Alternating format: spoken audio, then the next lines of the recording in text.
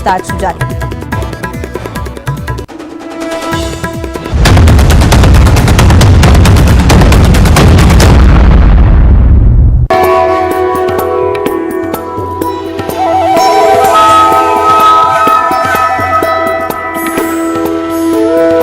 घर के बाहर धर्म का ध्वज मस्तक पर तिलक लगाकर निकलने लगेंगे, उसी दिन भारत हिंदू राष्ट्र की ओर अग्रसर हो जाएगा।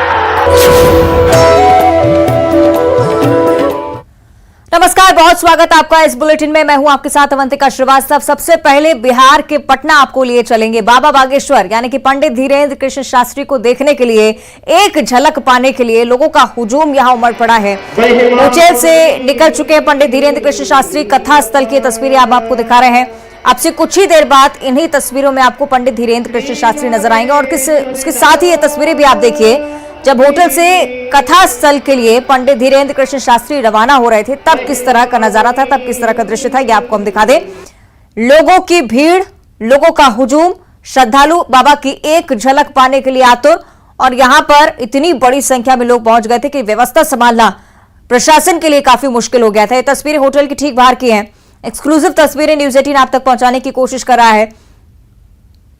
बिहार में फिलहाल बाबा बागेश्वर हनुमंत कथा का आज आखिरी दिन, और ये कहें कि आखिरी अवसर पटना के लोगों के लिए धीरेन्द्र कृष्ण शास्त्री को देखने का। और इसी विचार के साथ आज इतनी बड़ी संख्या में श्रद्धालु होटल के बाहर जमा हुए पंडित धीरेन्द्र कृष्ण शास्त्री को देखने के लिए, उन्हें सुनने के लिए भी पटना में जन सैलाब उमड़ रहा है। कथा स्थल पर भी पंडित धीरेन्द्र कृष्ण शास्त्री को अपील करनी पड़ी कि घर से ही लोग कथा सुने।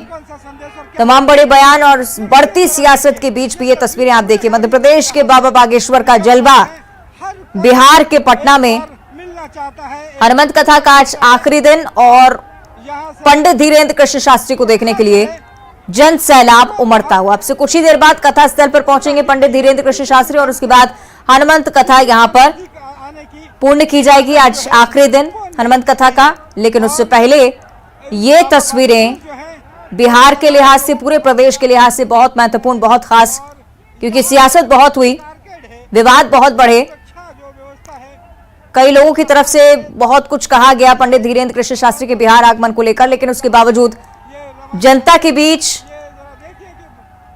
पंडित धीरेन्द्र कृष्ण शास्त्री जब भी होते हैं, इसी तरह का नजारा, इसी तरह का दृश्य देखने को मिलता है। पटना की ये तस्वीरें एक्सक्लूसिवली न्यूज 18 पर आप देख रहे हैं। बिहार में फिलहाल बाबा बागेश्वर, आज आखिरी दिन हनुमंत कथा का, और ये मौका छोड़ना नहीं चाहती पटना की जनता, ये स्पष्ट होता है तस्वीरों से। होटल से कथा स्थल तक व्यापक व्यवस्था प्रशासन की तरफ से थी, सुरक्षा व्यवस्था थी, क्योंकि अंदाजा पहले ही था कि जब बाबा बागेश्वर यहां पर पहुंचेंगे तो इस तरह की तस्वीरें, इस तरह का जो नजारा है निश्चित तौर पर देखने को मिलेगा। और उसी की प्रत्यक्ष तस्वीरें आपकी टीवी स्क्रीन पर आप देखिए। पंडित धीरेन्द्र कृष्ण शास्त्री जैसे ही होटल से निकले, बड़ी संख्या में श्रद्धालु पहुंच गए बाबा बागेश्वर की एक झलक पाने के लिए। आप देख रहे हैं कितनी बड़ी संख्या में लोग यहां पर पहुंचे, और उसके बाद सीधे कथा स्थल के लिए बाबा बागेश्वर रवाना हो चुके हैं। पटना की स्थिति लगातार बीते दिनों भी बनी हुई है। बीते दिनों भी इस तरह की तस्वीरें सामने आई, जब पंडित धीरेन्द्र कृष्ण शास्त्री को यह अपील करनी पड़ी कि श्रद्धालु अब कथा स्थल पर ना पहुंचे, अपने घरों पर ही इस कथा का आनंद लें, क्योंकि प्रशासन के लिए भी बहुत मुश्किल हो गया था। बाबा का आ गया है समय, अब यहाँ और न्यूज 18 संवाददाता फिलहाल मौके पर ही मौजूद हैं। क्या कुछ वो देख पा रही हैं, ये हम आपको दिखाएंगे। अब चरम पर नजर आ रहा है, गर्मी बहुत अधिक है, लेकिन जो भक्त हैं सभी की निगाहें मंच की ओर टकटकी लगाकर जमी हुई है कि आखिर कब उनके गुरुदेव पंडित धीरेन्द्र शास्त्री बागेश्वर बालाजी महाराज के दर्शन हो। आज हनुमंत कथा का आखिरी दिन है। पिछले 4 दिनों से हनुमंत कथा का पाठ यहाँ नौबतपुर के तरेत मठ में चल रहा था। बाबा भी लगातार अपने भक्तों से अनुरोध कर रहे थे कि जिस अंदाज में, जितनी संख्या में श्रद्धालु जो यहाँ आ रहे हैं, वो अब हनुमंत कथा का पाठ अपने घर पर ही सुने। हालांकि जो भक्त हैं वो कहाँ मानने को तैयार हैं। गर्मी इतनी अधिक है, धूप बहुत तेज है, बावजूद इसके बागेश्वर बालाजी सरकार यानी पंडित धीरेन्द्र शास्त्री के जो भक्त हैं, जिनको वो अपना गुरु जी मानते हैं, वो तमाम श्रद्धालु यहाँ जो पंडाल बनाया गया है यहाँ पर डटे हुए हैं। इस टेंट हाउस में आप साफ तौर पर जो तस्वीरें हैं, जो उत्साह है, आज अंतिम दिन की साफ तौर पर नजर आ रही है। और जब यहाँ पे जब गाने बजाए जाते हैं, बजरंग बली के जय श्री राम के जो उद्घोष है यहाँ साफ तौर पर सुनाई देते हैं, पंखे चल रहे हैं, बावजूद इसके जो गर्मी है उसकी तस्वीरें यहाँ साफ तौर पर आप देख सकते हैं कि हाथों से लोग पंखे हिला रहे हैं, लेकिन फिर भी यहाँ से जाने को तैयार नहीं है। सभी बस इंतजार में है कि कब वो क्षण आए, कब उनके गुरुजी यहाँ दर्शन दे, और सब बस उनके एक झलक पाने के लिए यहाँ जमे हुए हैं, टिके हुए हैं। और लगातार लोगों से अपील भी की जा रही है क्योंकि बस कुछ ही क्षणों में गुरुजी यहाँ आएंगे, पंडित धीरेन्द्र शास्त्री यहाँ आएंगे, हनुमत कथा शुरू होगा। ऐसे में बार बार लोगों से अपील की जा रही है कि जो लोग खड़े हैं वो बैठ जाए, लेकिन कोई सुनने को फिलहाल तैयार नहीं है। सुबह में जो नजारा था वो बिल्कुल अलग था, लोगों की संख्या, श्रद्धालुओं की संख्या यहाँ कम थी, लेकिन जैसे ही 2 बजने वाला हुआ, लाखों की जो भीड़ है यहाँ एक बार फिर से एकत्रित हो गई है और जो तस्वीर है बिल्कुल यहाँ बदलती हुई नजर आ रही है। लगातार श्रद्धालु नौबतपुर के तरेत मठ पहुंच रहे हैं। गर्मी होने के बावजूद लोग यहाँ बैठे हुए हैं, यहाँ से उठने को तैयार नहीं है, क्योंकि सभी चाहते हैं कि आज वो अंतिम मौका होगा जब बाबा के दर्शन वो नजदीक से कर पाएंगे। हालांकि बाबा ने ऐलान किया है कि बिहार से उनका रिश्ता जुड़ गया है, बिहार अब वो आते रहेंगे। इसके बाद वो गया में दरबार लगाएंगे, गया का दरबार 2 दिवसीय होगा, उसके बाद वापस वो पटना आएंगे। लेकिन जो श्रद्धालु हैं उनकी तस्वीर यहाँ साफ तौर पर आप देख सकते हैं, जो श्रद्धालु है वो अति उत्साहित है। और इसके मद्देनजर जो सुरक्षा बलों की संख्या भी बढ़ा दी गई है, क्योंकि आज हनुमत कथा का आखिरी दिन है, 5वां दिन है, और ऐसे में कोई अनहोनी ना हो। और उसके मद्देनजर जो श्रद्धालु हैं वो लगातार यहाँ आ रहे हैं, बाबा के दर्शन वो करते हुए नजर आ रहे हैं, और सभी को बस इंतजार है कि बाबा कब आएंगे। जो तस्वीरें हैं वो साफ तौर पर बयां कर रही होगी कि किस कदर पंडित धीरेन्द्र शास्त्री के लिए जो भक्ति है वो यहाँ नजर आ रही है। बाबा ने भी साफ तौर पर कहा था कि बिहार भक्ति की। तो इन तस्वीरों पर नजरें हम लगातार बनाए हुए हैं, लगातार अपडेट आपको हम देंगे कब कब कथा का आगाज होता है और कब यहाँ पर पंडित धीरेन्द्र कृष्ण शास्त्री पहुंचते हैं। फिलहाल भिंड से बड़ी खबर का हम रुख कर लेते हैं, जहां एनआईए की टीम ने छापामार कार्रवाई की है। यहां एंडोरी थाना क्षेत्र के चकशेरपुरा गांव में छापा पड़ा है। चकशेरपुरा गांव से जितेंद्र सिंह को हिरासत में फिलहाल लिया गया है। एनआईए की टीम पूछताछ करने के लिए पहुंची है। जितेंद्र सिंह से पूछताछ करने के लिए एनआईए की टीम ने यहां पर मौके पर दबिश दी। बैंक खातों में विदेशी मुद्रा का बड़ा लेन देन पाया गया है। लेन देन को लेकर पूछताछ करने के लिए टीम पहुंची है। जितेंद्र सिंह गोहद में ट्रैक्टर एजेंसी में काम करता है। स्थानीय लोगों के मुताबिक नरेंद्र सिंह के बेटे विदेश में ही रहते हैं और वहीं से खातों में मोटा लेन देन हुआ है। लेकिन क्या कुछ तथ्य इसके पीछे, अभी भी इस पर से पर्दा नहीं उठा है। पूछताछ में बड़े खुलासे हो सकते हैं।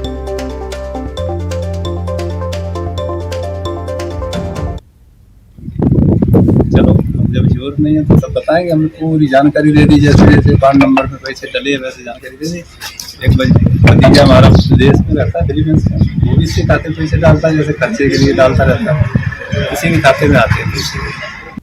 तो आप देख रहे हैं ये जितेंद्र सिंह नाम के शख्स का जो जितना भी ब्यौरा है फिलहाल जुटाने की कोशिश एनआईए के अधिकारी करते हुए एनआईए की तरफ से जो टीम है यहाँ पर पहुंची, दस्तावेज खंगाले जा रहे हैं और बैंक अकाउंट के जितने भी डिटेल्स मिले हैं इसे खंगालने की तलाश में, कहां से ये पैसा आ रहा था इसे लेकर भी पूछताछ जितेंद्र सिंह से हो रही है। क्या कुछ कहा गया है अभी तक इस पूरे मामले को लेकर, ये भी आपको सुनाते हैं। चलो जब जरूरत नहीं है तो सब बताएंगे, हमने पूरी जानकारी दे दी। जैसे जैसे अकाउंट नंबर पे पैसे डले वैसे जानकारी दे दी। एक भतीजा हमारा विदेश में रहता है, फिलीपींस में, वो भी इसके खाते पैसे डालता है, जैसे खर्चे के लिए डालता रहता है, किसी के खाते में आते हैं पैसे। तो आप सुन रहे थे नरेंद्र सिंह को, जो कि जितेंद्र सिंह के पिता हैं। वो कह रहे हैं कि हमारा एक और बेटा विदेश में रहता है और उसी के जरिए रकम आई है बैंक खाते में, और इसी को लेकर जानकारी भी निश्चित तौर पर जितेंद्र दे रहे होंगे। जो भी विदेशी मुद्रा का जो पूरा मामला एनआईए की टीम के सामने आया है, इसे लेकर पूछताछ अब और गहन होती हुई, क्योंकि देश भर में एनआईए का छापा पड़ा है। भिंड के गोहद से भी जितेंद्र सिंह का नाम सामने आया। एनआईए की टीम लगातार छापामार कार्रवाई कर रही है और इस दौरान पूछताछ भी लगातार चल रही है। चकशेरपुरा गांव में जितेंद्र सिंह को फिलहाल हिरासत में लिया है। एनआईए की टीम पूछताछ में जुटी हुई, विदेशी मुद्रा का होना पाया गया है। लेकिन कहां से ट्रांजैक्शन हुए, क्या मकसद इसके पीछे था, ये खंगालने के लिए एनआईए की टीम लगातार कोशिश कर रही है। हालांकि नरेंद्र सिंह, जितेंद्र सिंह के पिता, ये कह रहे हैं कि उनका एक बेटा विदेश में रहता है और उसी के जरिए ट्रांजैक्शन किए गए हैं। हालांकि पुलिस की तरफ से, एनआईए की टीम की तरफ से बहुत गहन जांच इस पूरे मामले को लेकर, क्योंकि कई बड़े खुलासे मध्य प्रदेश से भी हो रहे हैं। आतंकी कनेक्शन को भी खंगालने के लिए एनआईए की टीम देश भर में दबिश दे रही है। आज 122 से ज्यादा लोकेशंस पर एनआईए की टीम ने दबिश दी। 6 राज्य जिसमें शामिल थे, मध्य प्रदेश का भी जिक्र। और फिलहाल भिंड की ये तस्वीरें आप देखिए। भिंड के गोहद में जितेंद्र सिंह रहता है। एंडोरी थाना क्षेत्र के चकशेरपुरा गांव में छापा पड़ा तो जितेंद्र सिंह का नाम सामने आया है। हिरासत में लिया गया उसे, पूछताछ उससे की जा रही है, क्योंकि मोटी रकम का लेन देन, बड़ी रकम का लेन देन बैंक खाते में पाया गया है। एक ट्रैक्टर एजेंसी में जितेंद्र सिंह काम करता है, अभी तक ये जानकारी। जबकि पिता नरेंद्र सिंह का कहना है कि विदेश में उनका बेटा रहता है, इस वजह से ट्रांजैक्शन उसमें देखे गए हैं। हालांकि तथ्य क्या है, सच्चाई क्या है ट्रांजैक्शन की, ये पता लगाने की एनआईए की टीम लगातार कोशिश कर रही है। एनआईए की छापेमार कार्रवाई के दौरान कई बड़े खुलासे अन्य राज्यों से भी निकलकर सामने आ रहे हैं। 122 से ज्यादा लोकेशंस पर एनआईए की टीम ने आज दबिश दी। मध्य प्रदेश का भी नाम इसमें शामिल था। मध्य प्रदेश के अलग अलग जिलों में अलग अलग ठिकानों पर एनआईए की टीम पहुंची। आतंकी कनेक्शन की आशंका और इस वजह से बड़ा एक्शन देश भर में एनआईए की टीम की तरफ से। भिंड को लेकर ये जानकारी कि जितेंद्र सिंह गोहद में ट्रैक्टर फैक्ट्री में काम करने वाले इस व्यक्ति से पूछताछ की जा रही है, क्योंकि विदेशी मुद्रा पाई गई है, विदेशी ट्रांजैक्शंस का होना पाया गया है। मकसद इसका क्या कुछ था, ये भी तलाशने की कोशिश। क्या कोई आतंकी संगठन या कोई खालिस्तानी कनेक्शन, ये भी जांच का विषय है। हालांकि एनआईए की टीम की तरफ से ये सब स्पष्ट किया जाएगा, उससे पहले कुछ भी कहना बहुत मुश्किल। मध्य प्रदेश के अलग अलग ठिकानों पर, अलग अलग जगहों पर जितने भी इनपुट्स मिले हैं, उसी के आधार पर एनआईए की टीम दबिश देती हुई।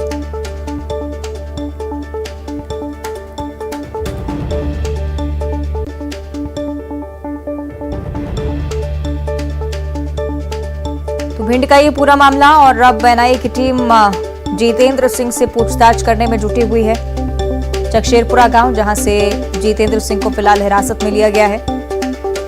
गृह मंत्री और मुख्यमंत्री की तरफ से भी लगातार स्पष्ट किया गया है कि अगर कोई भी आतंकी कनेक्शन प्रदेश में पाया जाता है या पनपता है, उसे ध्वस्त करने के लिए सबसे पहले कार्रवाई मध्य प्रदेश पुलिस करेगी। और उसके बाद एनआईए की तरफ से दबिश दी जाती है अलग अलग जगहों पर। आतंकी कनेक्शंस का अभी तक खुलासा नहीं, लेकिन एनआईए की पूछताछ इस ओर इशारा जरूर करती है, कुछ ना कुछ गड़बड़ जरूर है, और इसी तथ्य को बाहर निकालने की कोशिश एनआईए की तरफ से। और बड़वानी का भी जिक्र करेंगे, जहां अवैध हथियारों के गढ़ में एनआईए की टीम पहुंची। उमरटी में पूछताछ एनआईए की टीम की तरफ से चल रही है। 2022 के एक मामले में पूछताछ करने के लिए टीम पहुंची है। पूछताछ के बाद बड़े खुलासे की उम्मीद जाहिर की जा रही है। आतंकियों को हथियार सप्लाई से जुड़े मामले में पूछताछ चल रही है। लोकल पुलिस के साथ सर्चिंग और पूछताछ का दौर लगातार जारी। कल रात से एनआईए की टीम के जिले में होने की खबर थी। बड़वानी एसपी पुनीत गहलोत ने इस बारे में भी जानकारी दी है। सर्चिंग और पूछताछ पूरी होने के बाद खुलासा किया जा सकता है। चौंकाने वाला खुलासा भी हो सकता है, क्योंकि लगातार उस तरह की खबरें मध्य प्रदेश से सामने आ रही है। तो उमरठी गांव में फिलहाल पूछताछ के लिए एनआईए की टीम दबिश देती हुई। और उज्जैन की बात करेंगे, जहां एक ज्वेलर्स को बातों बातों में उलझाकर ठगों ने 50,000 के गहने पार कर दिए। मामला उन्हेल का है, जहां एक औरत और एक आदमी गहने देखने के लिए ज्वेलर्स की दुकान में पहुंचे। इस दौरान दोनों दुकानदार को अपनी बातों में उलझाकर आदमी चांदी से भरे आभूषणों की थैली पर हाथ साफ कर देता है और फिर रफू चक्कर हो जाता है। व्यापारी को जब शक हुआ तो उसने सीसीटीवी फुटेज खंगाले। पता चला कि 50,000 की कीमत की चांदी के आभूषण गायब है। और श्योपुर की अब चर्चा करेंगे, जहां बिजली समस्या को लेकर ग्रामीणों ने चक्कर जाम कर दिया। श्योपुर सवाई माधोपुर हाईवे पर सालापुर नहर के पुल लोगों ने जाम लगा दिया इस पुल पर, और इस वजह से गाड़ियों की लंबी कतारें यहां पर लग गई हैं। सलापुरा में 2 दिनों से बिजली नहीं है। धरना प्रदर्शन का दौर लगातार चल रहा है। प्रशासन की टीम समझाइश देने के लिए हालांकि पहुंची है।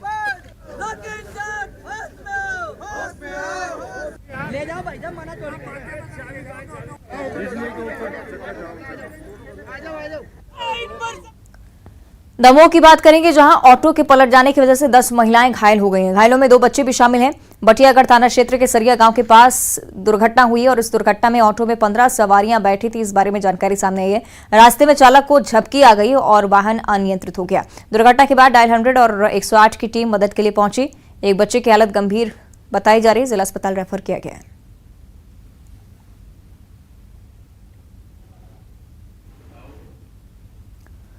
और दर कांकेर के गणेश मंदिर में तब दहशत फैल गई जब मंदिर में एक जहरीला सांप निकल आया। आपको बता दें कि दूसरी दफा है जब मंदिर में सांप निकला हो। मंदिर में सांप दिखते ही मंदिर प्रशासन ने सांप पकड़ने वाले को बुलाया। भारी मशक्कत के बाद सांप को पकड़ा जा सका, जिसके बाद लोगों ने चैन की सांस ली। इसकी से जुड़ी हुई ये तस्वीरें भी हम आपको दिखा रहे हैं। कांकेर का ये मंदिर जिसमें दूसरी बार ऐसा हुआ कि सांप देखा गया। हालांकि लोगों के बीच अफरा तफरी का माहौल बना। उसके बाद सर्पमित्र को इस बारे में सूचित किया गया। फौरन मौके पर पहुंचकर सांप का रेस्क्यू किया गया, जंगल में छोड़ दिया गया।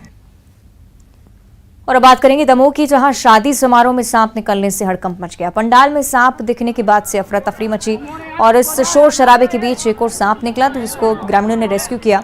पूरी घटना हटा विकासखंड के रसीलपुरा गांव की है।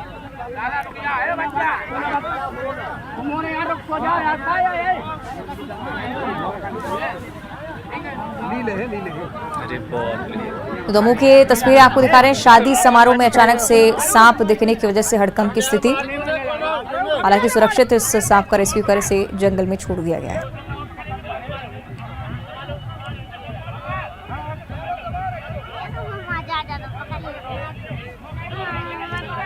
तो ग्रामीणों ने ही सांप का रेस्क्यू किया। तस्वीरें आपकी टीवी स्क्रीन पर। और बुलेटिन में इतना ही। देखते रहिए न्यूज़ 18।